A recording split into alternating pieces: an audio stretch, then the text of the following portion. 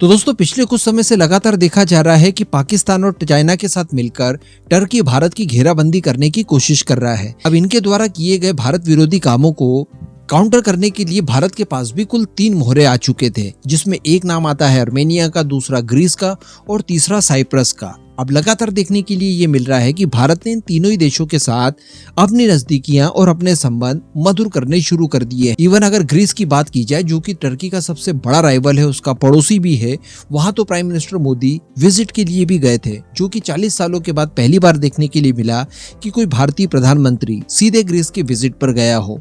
इसके साथ साथ अब डिफेंस संबंध भी इन देशों के साथ बढ़ाए जा रहे हैं, जहां पर आर्मेनिया के साथ तो डिफेंस संबंध काफी मजबूत हो ही चुके हैं, तो वहीं पर साइप्रस और ग्रीस के साथ भी बातचीत चल रही है। भविष्य में काफी जल्द भारतीय डिफेंस इक्विपमेंट इन देशों में पहुंचने शुरू हो जाएंगे। अब इन सब चीजों से टर्की काफी ज्यादा परेशान था। हालांकि इस नए मोर्चे की शुरुआत हमने नहीं की थी, चूंकि टर्की द्वारा किया गया, शुरुआत वहीं से की गई, इस वजह से भारत केवल काउंटर प्ले कर रहा था। लेकिन दोस्तों अब टर्की को एक नया मौका मिल गया है, क्योंकि एक नया मोहरा टर्की के हाथ लग गया है और ये नया मोहरा भारत के खिलाफ साजिशें करने के लिए पूरी तरह से तैयार हो चुका है।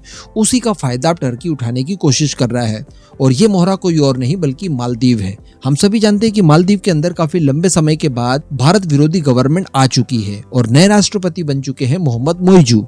अब मालदीव की अगर बात की जाए तो इसकी लोकेशन कुछ इस तरह की है, जो कि आप मैप में देख पा रहे हैं, कि कोई अगर गलत इरादों से इस देश के अंदर आकर घुस जाता है और वहां से भारत को अटैक करने की कोशिश करता है, तो उसके लिए चीजें काफी ज्यादा आसान हो सकती है। यही एक कारण है कि मालदीव को काफी लंबे समय से भारत हर संभव मदद कर रहा था, ताकि मालदीव के ऊपर भारत का इन्फ्लुएंस बना रहे और मालदीव का कोई दुरुपयोग करने के लिए यहाँ ना पहुंच जाए, खासकर चाइना। और इसका प्रतिफल हमें मिला भी। काफी लंबे समय तक मालदीव के अंदर प्रो इंडियन गवर्नमेंट रही। कोई भी नया राष्ट्रपति मालदीव का बन जाए, वो अपने पहले फॉरेन विजिट के लिए भारत को चुनता था और भारत ही पहले विजिट के लिए आता था।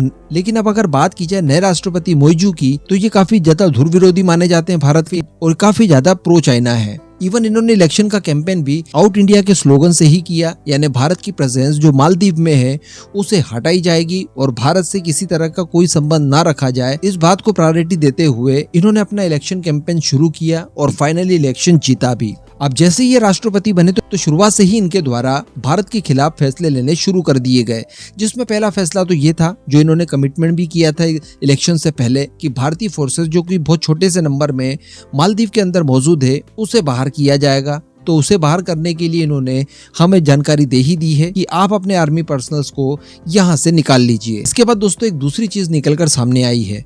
जैसा कि मैंने अभी आपको बताया कि मालदीव में कोई भी नया राष्ट्रपति बने, वो पहले फॉरेन विजिट के लिए भारत को चुनता था। लेकिन मालदीव के नए राष्ट्रपति मोइजू द्वारा अपने पहले फॉरेन विजिट के लिए भारत को नहीं बल्कि टर्की को चुना गया है। जी हाँ, और ये टर्की जा रहे हैं अपने पहले विजिट के लिए और इसके लिए टर्की भी काफी एक्साइटेड है। काफी इनके वेलकम वगैरह के लिए उन्होंने तैयारियां कर रखी है और इसको लेकर टर्की जो कुछ कर सकता है वो लगभग सब करने की तैयारियां इस समय की जा रही है।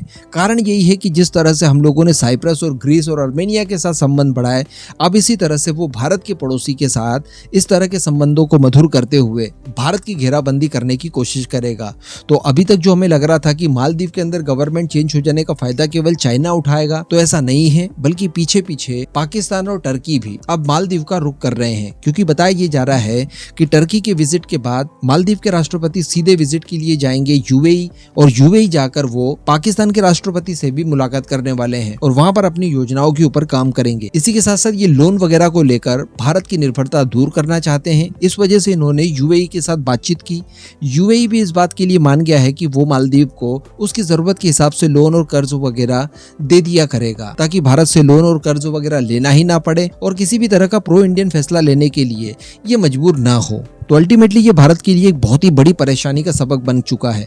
एक तरफ पाकिस्तान है, दूसरी तरफ चाइना है, तीसरी तरफ श्रीलंका के अंदर काफी बड़े स्केल पर चाइना द्वारा घुसपैठ वगैरह की ही जा रही है, हम लोग देख पा रहे हैं। नेपाल में भी वही स्थिति है। इसके साथ साथ बांग्लादेश की बात की जाए तो बांग्लादेश के अंदर भी इस समय भारतीयों के खिलाफ जो नफरत बढ़ती जा रही है, ये भी भारत के लिए चिंता का विषय हो सकता है। और अब मालदीव, यहाँ पर भारत को किसी तगड़ी नीति की आवश्यकता है और भारत भी इन फ्यूचर ध्यान रखे कि जब भी किसी देश की मदद करे तो वो कुछ इस तरह की हो कि चाहकर भी वो देश भारत से नमक हरामी ना कर सके, जिस तरह से चाइना करता है। चाइना किसी भी देश की अगर मदद करता है तो हम लोग नोटिस कर सकते हैं कि वो देश चाइना को उल्टा आकर कभी भी परेशान करने की कोशिश नहीं कर सकता। वो किसी न किसी मामले को लेकर कमजोर नस अपने हाथ में ही रखता है। तो इस तरह की चीज भारत को भी सीखनी होगी और भारत को भी ऐसे ही पलटवार करना होगा। बाकी इस पूरे मुद्दे पर दोस्तों आपका क्या मानना है, नीचे कमेंट करके जरूर बताइएगा।